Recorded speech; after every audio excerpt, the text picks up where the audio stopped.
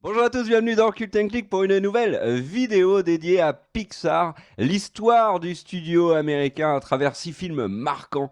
Bien sûr, ça va être un peu une vidéo en mode raconte-nous une histoire, Tonton Care. Elle est enregistrée au petit matin, car oui, je me suis levé spécialement pour vous. Il y a donc à côté de moi un café et un jus d'orange pressé, et puis des petits oiseaux qui sont en train de gueuler à la fenêtre. Bref, avant de se lancer, n'hésitez pas à vous abonner à la chaîne si ça n'est pas déjà fait. Il y a plein de trucs super qui arrivent. Et tout de suite maintenant, générique. Oui, il n'y a pas de générique, hein. C'était une arnaque, bien sûr, on n'a pas les moyens. Alors Pixar a été fondé en 1986 et dès leur création, les Américains se lancent dans des courts-métrages qui vont bien sûr marquer l'histoire du cinéma américain, avec par exemple Luxo en 1986, mais le premier film de notre belle histoire contée, c'est bien sûr le premier Toy Story qui est sorti en 1995 aux États-Unis, 5 mois après en France en 1996 au printemps mars 1996. Alors moi je l'ai vu avec ma petite sœur à Dunkerque. Donc voilà, je salue tous les Dunkerquois parce qu'on ne parle pas assez d'eux, je trouve, sauf Catherine Deneuve bien sûr. Alors Toy Story, euh, avant de parler vraiment du film, il faut revenir un petit peu sur ce qu'était Pixar. Pixar, donc 86 fondation, ça appartient à Lucasfilm, George Lucas, hein, pas Philippe Lucas, l'entraîneur de natation. Donc déjà un grand nom rattaché au studio, qui fait donc des courts-métrages, mais qui fait aussi du matos informatique de haut de gamme. Et l'ami Lucas, qui est bien évidemment le papa de Star Wars, pour ceux qui ne vivaient pas sur Terre ces 30 dernières années, et ben l'ami Lucas a eu un divorce un peu compliqué en 1983, qui s'est couplé, j'ai envie de dire, avec un échec terrible au box-office sur le film Howard le Petit Canard, Howard the Duke. Et du coup, Lucas s'est dit, bon, bah, Pixar, je vais le revendre. Et Pixar a été racheté en 1995, si je ne dis pas de bêtises, par monsieur Steve Jobs. Donc très vite, hein, notre studio Pixar est possédé par des grands noms. Et ils ont des difficultés à vendre leur matos informatique. Ils décident d'arrêter de faire cette activité, de se lancer réellement dans le cinéma. Et c'est alors que sort donc Toy Story 1995, un film qui est révolutionnaire hein, pour l'époque, puisque c'est animation, un long métrage d'animation par ordinateur. Ça casse complètement avec ce qu'on avait l'habitude de voir au cinéma, hein. Je rappelle, 1995, c'est juste après Le Roi Lion, c'est juste après Aladdin, qui ont été des grands succès de Disney. Et Toy Story est justement distribué par Disney. Il a été réalisé par John Lasseter, qui est on va dire, le grand papa hein, de Pixar. Et très vite, il marque les esprits. Alors, il marque par la qualité de son animation, bien évidemment, comme je l'ai dit, révolutionnaire, mais aussi et surtout, et c'est, je pense, la prouesse de Pixar avec ce film, il arrive instantanément à créer des personnages qui vont se faire une place immédiate dans la culture pop, bien évidemment, Woody et Buzz, mais on a aussi Monsieur Patate, on a Rex, etc. Et alors l'autre élément que je trouve très très réussi dans ce film, c'est le concept. C'est le concept de ces jouets vivants qui marquent les esprits, bien sûr. Qui n'a pas vu Toy Story et ensuite imaginé ses propres jouets en train de faire les cons dans sa chambre quand vous n'étiez pas là. Et ben c'est un peu tout ça et c'est la réussite de Toy Story. Pixar avec ce film s'est fait un nom presque immédiat et qui n'attendait qu'une seule chose, c'est d'être confirmé. Donc premier film, bien sûr, Toy Story. Le deuxième film de notre histoire sur Pixar, c'est Le Monde de Nemo. Alors alors je tiens à préciser tout de suite que ces 6 films ne sont pas mes films préférés de Pixar, mais plutôt les films marquants. Alors Nemo s'inscrit dans une période de succès pour Pixar, mais aussi de crispation avec Disney. Nemo sort en 2003 et la période 96 2003 est un petit peu compliquée. Pourquoi? En 97, donc Disney, qui était distributeur uniquement de Toy Story, signe un partenariat avec Pixar pour 5 films.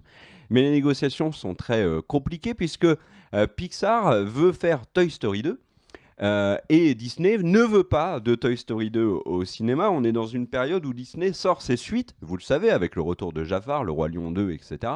Il les sort directement en VHS. Vous savez, c'était le truc qu'on mettait dans les magnétoscopes, on les enfonçait comme ça, il y avait une petite bobine, enfin voilà, j'explique hein, pour les plus jeunes, bien évidemment. Et il y a donc des crispations très fortes qui s'installent avec Disney. Et le monde de Nemo s'inscrit dans cette période où d'un côté on a Pixar avec Steve Jobs qui ont envie un petit peu de s'émanciper, de changer notamment de distributeur. C'est le souhait de Steve Jobs. Et voilà, et Disney qui continue de distribuer. Le deuxième film de Pixar, c'est à mes yeux peut-être celui qui est le plus sous-estimé et un de mes préférés. Il est sorti en 98 aux États-Unis, 99 en France.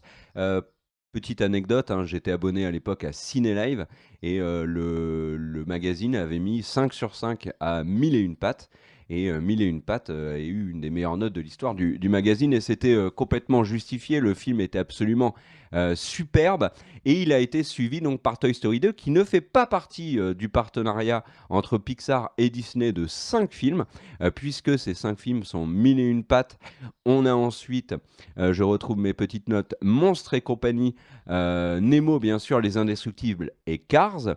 Donc période faste hein, pour Pixar mais aussi pour Disney qui distribue avec au même moment comme l'animation américaine prend de plus en plus de place, que ce soit avec Pixar ou avec DreamWorks par exemple, qui a sorti Fourmis, qui a sorti bien évidemment Shrek, qui est un énorme succès. Il y a l'apparition de l'Oscar du meilleur film d'animation qui apparaît en 2002, et déjà Pixar commence à en gagner. D'ailleurs, Le Monde de Nemo en 2003 sera le premier film Pixar à remporter cet Oscar-là.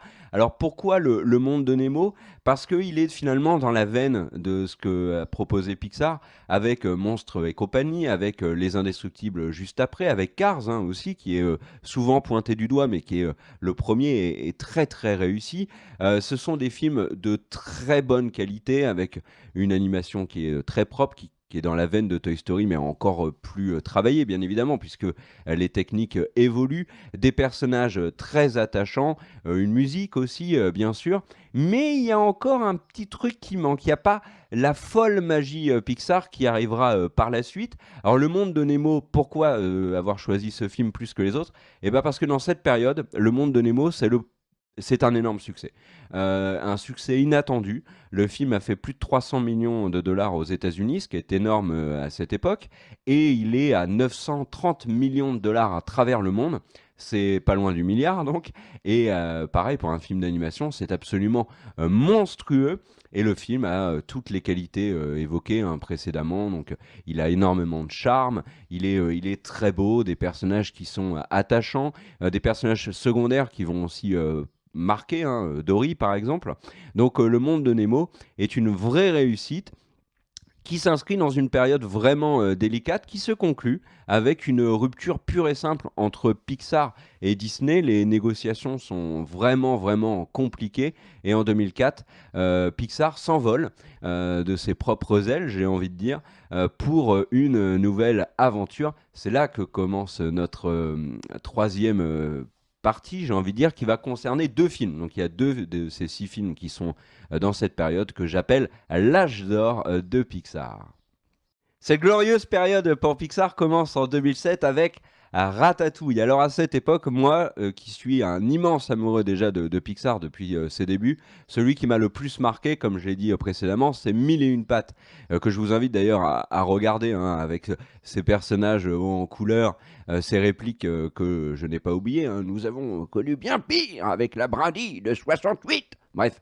Et donc 2007, là par contre Pixar vraiment change de catégorie. Alors, il faut savoir quelque chose avant ça, c'est que, donc 2007, Ratatouille, bien sûr, l'année juste avant, Pixar et Disney, qui négociaient, hein, malgré la rupture, ont trouvé un accord et en fait, au lieu de se disputer sur qui distribue, qui récupère le merchandising, eh ben, Disney a décidé de sortir le chéquier et ils ont fait un chèque aux créateurs de Pixar de 7,4 milliards de dollars, une somme relativement correcte. Avec ça, vous pouvez vous faire des bonnes petites vacances à Center Park, il n'y a pas de problème. Et pour la vanne d'ailleurs, Steve Jobs devient le plus gros actionnaire de Disney. Donc tout se passe bien, mais les films qui arrivent ne sont pas des films Disney, ce sont des films qu'avait déjà planifié Pixar. Alors oui, ils vont être distribués, ils vont avoir l'étiquette Disney, mais Pixar était déjà derrière avec donc John Lasseter, Brad Bird, etc., qui sont des personnes extrêmement importantes et talentueuses dans le studio. Et le premier film qui débarque, c'est en 2007, Ratatouille. Les films Pixar étaient tous globalement réussis, hein, il n'y avait pas de problème, mais comme je disais, il manquait ce dernier petit ingrédient qui allait faire vraiment décoller Pixar, c'est la magie Pixar qui s'installe en 2007 avec Ratatouille, réalisé par Brad Bird, c'est le monsieur qui derrière a fait un Mission Impossible. C'est un grand réalisateur et là il nous pond quelque chose qui est exceptionnel. Alors pour la petite anecdote, moi je l'ai vu au cinéma bien évidemment, j'ai accompagné mon petit frère qui voulait aller voir un film au ciné. Euh, et je suis resté à la fin avec un sentiment particulier. Et c'était la première fois que je ressentais ça au cinéma. Le sentiment d'avoir pris un gros coup de boule et de ne pas l'avoir vu venir. Alors, il y a plein de films hein, au cours de ma vie où, en voyant le film, je me suis dit, oh mon Dieu, ce que je vois, c'est incroyable. Mad Max sur Hero, de Gravity, pour ne citer que ces films-là. Mais dans le générique, me dire, waouh, qu'est-ce que je viens de prendre et avoir besoin de quelques minutes pour m'en remettre. Bon, bien évidemment, j'avais pas le souffle coupé, n'exagérons pas. Mais voilà, le premier c'était Ratatouille et ça m'est arrivé 3 fois au ciné. Les 3 sont des films Pixar, les 3 sont dans cette vidéo. Le premier donc, Ratatouille, l'histoire de Rémi qui aime faire la cuisine, ce petit rat à Paris. En fait, qu'est-ce qui fait que Ratatouille est au-dessus de tous les autres Pixar quand il sort?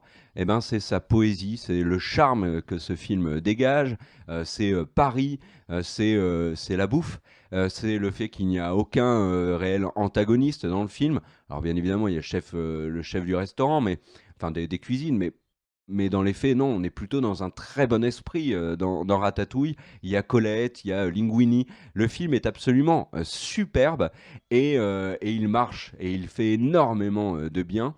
Et d'ailleurs, le film va être acclamé hein, par la critique. Il va aussi avoir un très gros succès au box-office. Il va récupérer l'Oscar du meilleur film d'animation.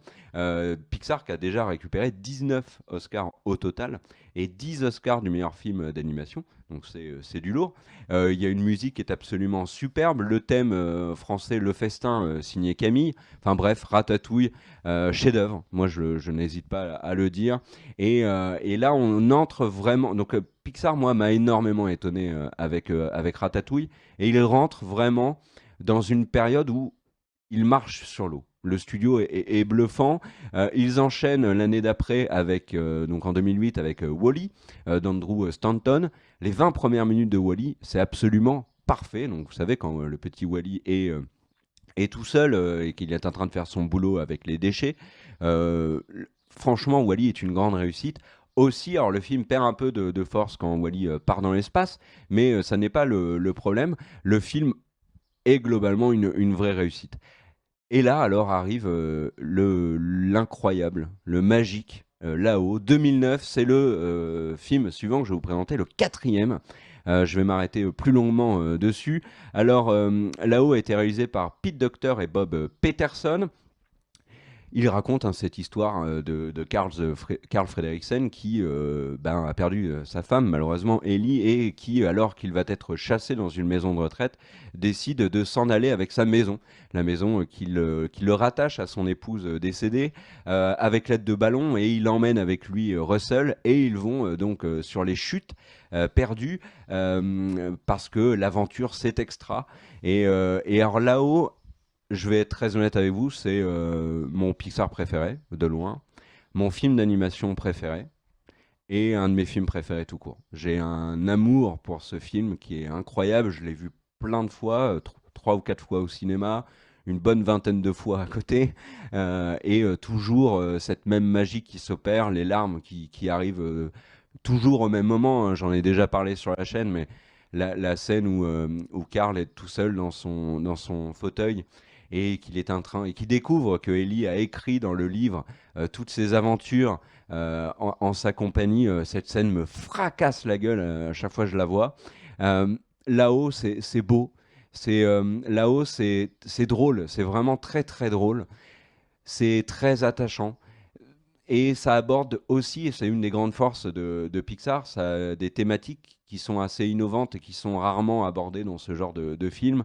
Le deuil, l'abandon, hein, puisque le petit Russell est abandonné par son père, hein, il est en recherche de figure paternelle qu'il retrouve, hein, un peu chez Carl. Le film, moi, m'a bluffé. Il m'a bluffé.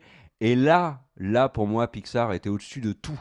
Et rien ne pouvait leur arriver. Ils ont confirmé l'année d'après avec un autre chef-d'œuvre qui est Toy Story 3. Euh, Pareil, moi j'en reparlerai plus tard avec Toy Story 4 dans cette vidéo, parce que j'ai bien évidemment parlé de Toy Story 4. Mais Toy Story 3, c'était bluffant aussi. Le film est extrêmement touchant.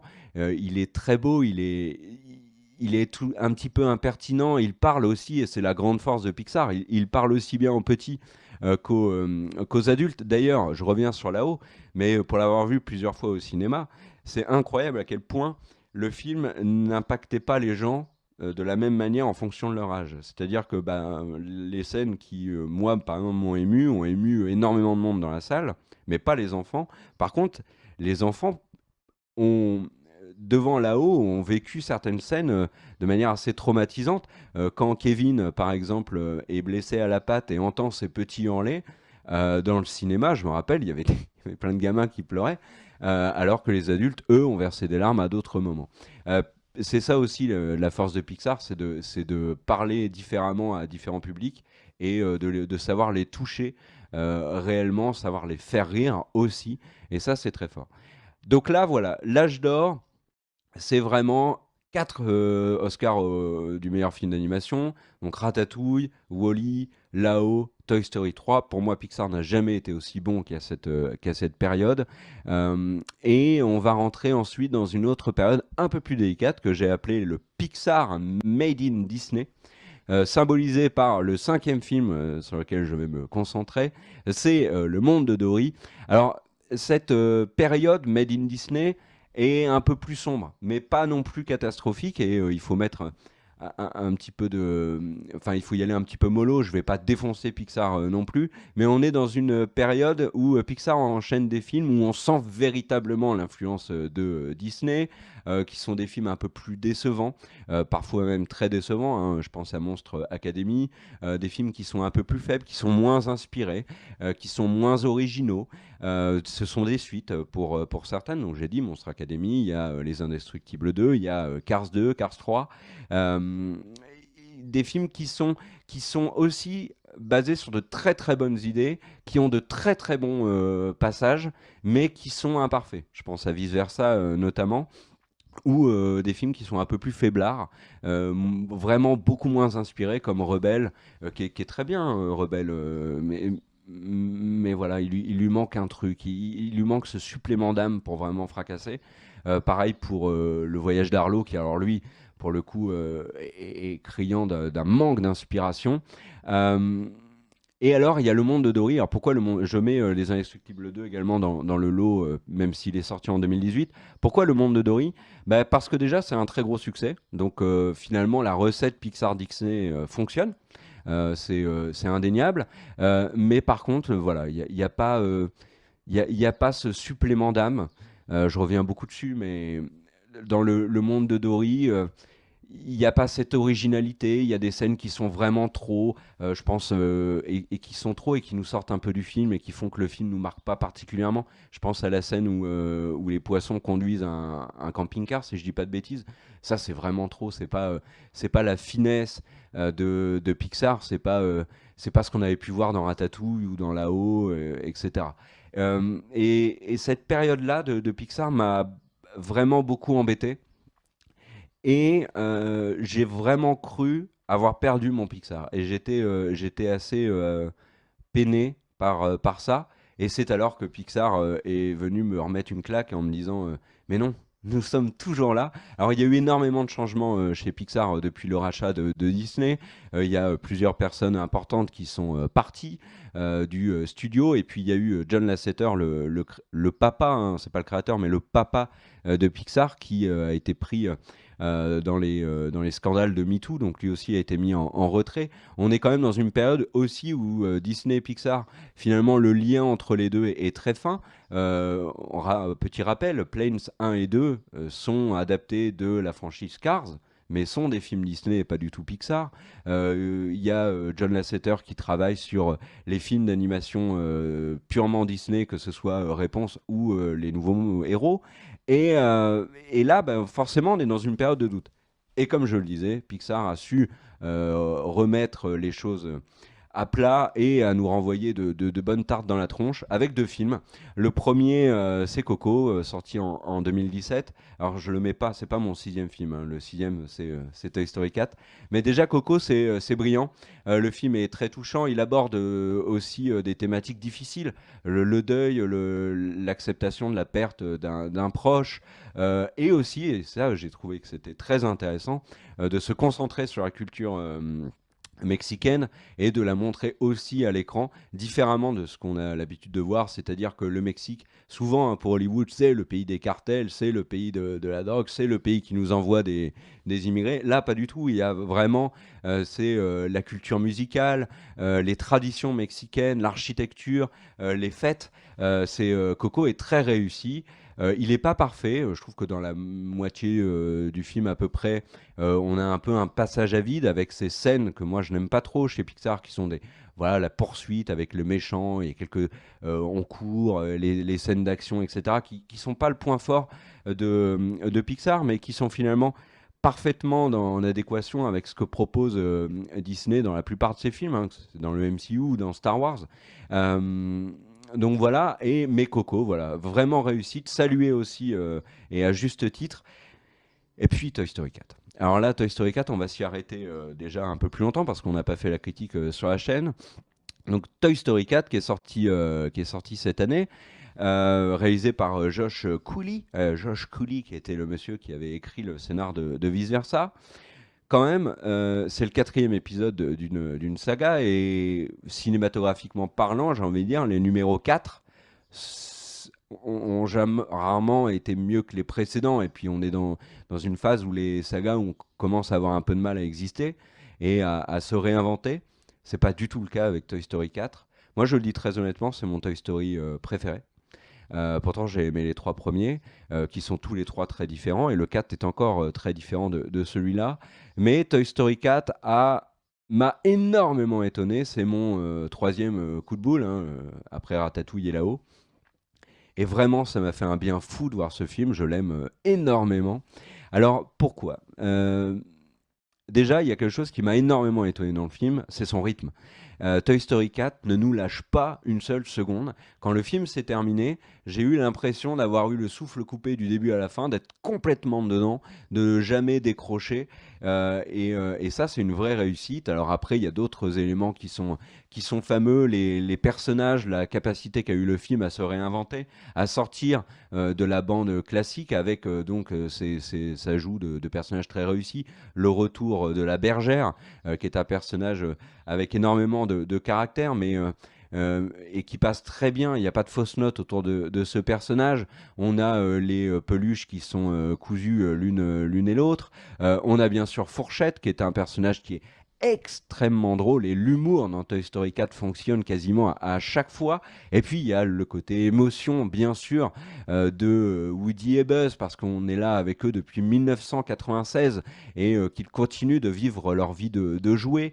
Le film arrive continuellement à se réinventer, à trouver des éléments très intéressants, très pertinents autour de la notion de le jouet vivant, quelles peuvent être les conséquences, qu'est-ce qu'ils peuvent faire, etc. Moi, j'ai trouvé Toy Story 4 bah, sans faute. Et c'est un chef-d'œuvre. Pour moi, c'est un vrai chef-d'œuvre de l'animation américaine. C'est brillant et je ne pensais pas que Pixar, avec Disney, arriverait à nous répondre des trucs comme ça. Et ça fait un bien fou. Si vous ne l'avez pas vu, je vous conseille vraiment, vraiment de revoir Toy Story, de le voir, hein, Toy Story 4. Et moi, je vais sauter dessus dès qu'il est disponible en Blu-ray.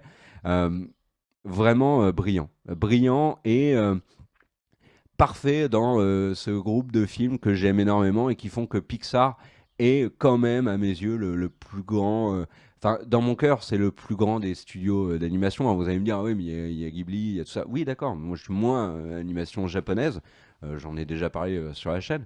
Mais en tout cas, pour ce qui est de l'animation américaine, Pixar démonte absolument tout. D'autant que on a eu, lors de la période, on va dire Monstre Academy, Les Indestructibles, etc., on a eu l'émergence d'autres studios qui se sont bien évidemment inspirés de Pixar et qui ont bien évidemment essayé de proposer des choses très réussies.